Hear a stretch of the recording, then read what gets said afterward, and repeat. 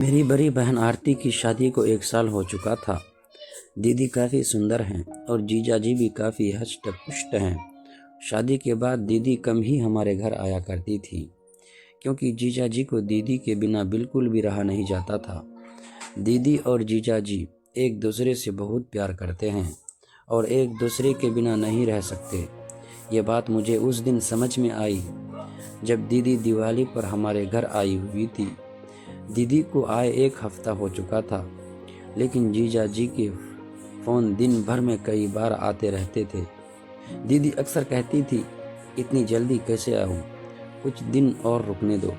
पर आप भी फ़ोन करके ऐसी ऐसी बातें करते हो जिससे मुझे भी आपकी बहुत याद आने लगती है। उतने में मम्मी आ गई और दीदी ने फ़ोन काट दिया। मम्मी ने दीदी को किचन में बुला लिया, क्योंकि दिवाली की मिठाई, चिवड़ा, करंजी वगैरह बनानी थी। हम सब ने मिलकर शाम तक आधी चीज़ें बना ली थी और बाकी की मिठाई अगले दिन बनाने का तय हुआ। शाम ढल चुकी थी और मैं खिड़की से बाहर देख रही थी। तभी मैंने देखा कि जीजाजी बाहर खड़े हैं। मैंने जल्दी से दीदी को आवाज़ लगाई, फ़ोन पर आपने ऐसे ही कहा था। इतने में मम्मी भी आ गई और बोली, मेहमान जी आप कब आए? कोई खबर नहीं, कुछ नहीं। पहले बोल देते तो आपकी खातिरदारी के लिए पहले से तैयारी कर लेते। जीजा जी बोले, नहीं सासू माँ, काम से शहर आया हुआ था तो सोचा आप लोगों से मिलते हुए ही जाऊँ।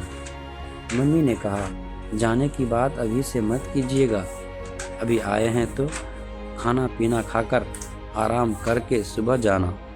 मैं आपको अभी बिल्कुल नहीं जाने दूंगी। जीजा जी कुछ नहीं बोले और मुझे भी मालूम था कि जीजा जी जाने के लिए नहीं आए हैं। इतने में दीदी पानी लेकर आई और जीजा जी को पानी देते हुए धीरे से फुसफुसाई, मुझे अच्छे से पता है कि आप किस लिए आए हैं। 1 हफ्ता भी नहीं रह पाए मेरे बिना। जीजा जी मुस्कुरा कर बोले, तुम हो ही ऐसी। यह सुनकर दीदी शर्मा कर मुस्कुराई और वहाँ से चली गई। थोड़ी देर में खाना बनकर तैयार हो गया।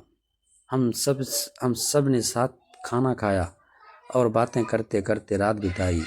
जीजू का बिस्तर बाजू वाले कमरे में लगाया गया था और सबको अब सोने की तैयारी करनी थी। घर के सारे लोग अपने अपने कमरे में सोने चले गए थे, लेकिन मैं, दीदी और जीजू अभी सोफे पर बैठे टीवी देख रहे थे। टीवी पर हम आपके कौन मूवी चल रही थी जो मुझे बहुत पसंद थी और दीदी को भी। थोड़ी देर में जीजू ने ओबासी लेते हुए कहा, बाप रे, मुझे तो बहुत नींद आ रही है। दीदी ने मन ही मन मुस्कुराते हुए जवाब दिया, तो फिर जाइए ना, बाजू वाले कमरे में आपका बिस्तर लगा दिया गया है, आराम कर लीजिएगा। मैं मूवी देखकर बाद में आ जाऊंगी। जीजू का चेहरा देखने के लायक था। वो थोड़ा खिसकाकर मेरे कमरे की ओर चले गए। मुझे और दीदी को हंसी आ रही थी, लेकिन हमने कुछ नहीं कहा। हम दोनों मूवी देखने में लगे हुए थे। कुछ देर बाद दीदी ने मुझसे कहा, छोटी, मुझे भी अब नींद आ रही है, मैं सोने जा रही हूँ। मैंने तुरंत कहा, दीदी अगर तुम भी चली जाओगी तो मुझे डर लगेगा। तुम्हें पता है ना, रात में मुझे अकेले डर लगता है। दीदी थोड़ा ठिठकी और बोली, ठीक है, थोड़ी देर रुक जाती हूँ। उसी वक्त जीजू ने कमरे से आवाज़ लगाई, आरती, पानी चाहिए। दीदी ने तुरंत कहा, रुको छोटी, मैं तुम्हारे जीजू को पानी देकर आती हूँ। मैंने कहा, ठीक है, पर जल्दी आना। दीदी किचन से पानी की बोतल लेकर जीजू के कमरे में चली गई।